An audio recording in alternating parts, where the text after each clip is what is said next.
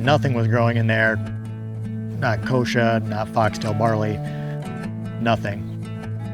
We've gone from an EC in those top 6 inches of 31 down to an EC of less than 1 since 2015. We could probably realistically row crop that field again.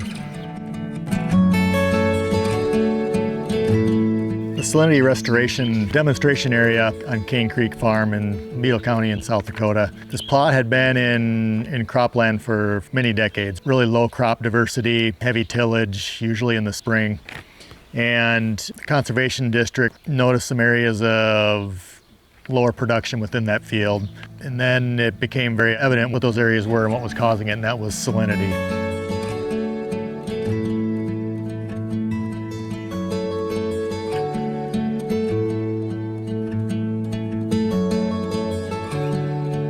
Just to give you an idea of really how salt affected those areas were, the first year we tested them, the top 6 inches had an EC of 31, which is really off the charts high. Nothing was growing in there, not kochia, not foxtail barley, nothing. The decision was made to put it to perennials. The area was seeded in the spring of 2015. We planted early in the spring, in early April, with the alfalfa and the wheatgrass. And we had ideal growing conditions for it to germinate and establish. And then that year we also had pretty consistent rainfall that allowed that stand to really kind of take off.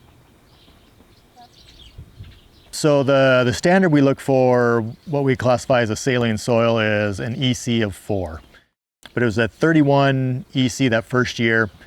And then the following year it went down to 25. Following year after that, it's down to 8.7, so it really dropped that third year.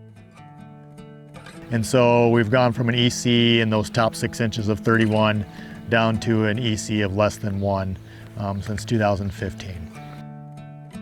What happened is those perennials really sucked that profile dry, and when we got winter snows and spring moisture the following year, really moved the salts quickly. We watched them move even deeper into the profile, where we're at the point today where we could probably realistically row crop that field again.